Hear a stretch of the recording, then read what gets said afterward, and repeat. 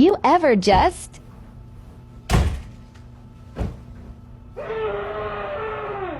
everybody, this is just a reminder that this article from 2011 is still correct, and that most scholars still think that Asherah was worshipped as the consort, partner, or wife of Adonai, the God of Israel, prior to the reign of Josiah and the beginning of the Deuteronomistic literature. There are no negative references to the goddess Asherah in any text that we can confidently date prior to the reign of Josiah, and we can explain why we have Josiah opposing the worship of Asherah. When Sennacherib came through and destroyed most of the land of Israel and Judah in the late 8th century BCE, but left the Jerusalem temple intact, that focused all worship on the Jerusalem temple, a de facto cult centralization. Everyone had to go to Jerusalem to offer worship.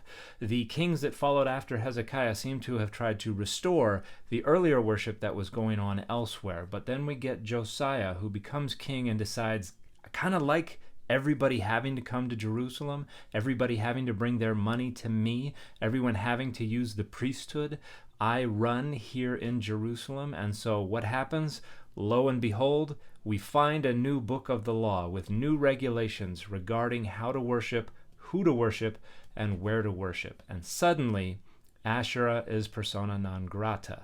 We have a rewriting of the earlier history where the worship of Asherah in the Jerusalem temple is framed as apostasy.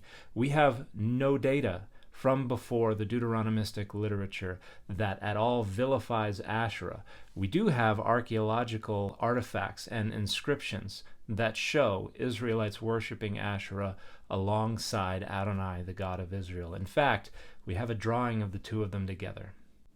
These are the remains of a large pot that was drawn on and inscribed around the year 800 BCE, and it's a little hard to see what we're looking at here. So here's a drawing of that artifact that I did for my book. You can clearly see a male and a female deity with interlocking arms, and then there is an inscription written over top and centered over the headdress of the male deity. And that inscription mentions blessings by Adonai and by Asherah. And the two deities are represented using iconographic motifs associated with the deity Bes, but scholars have made a pretty good case that they are intended to depict the male Adonai and the female Asherah.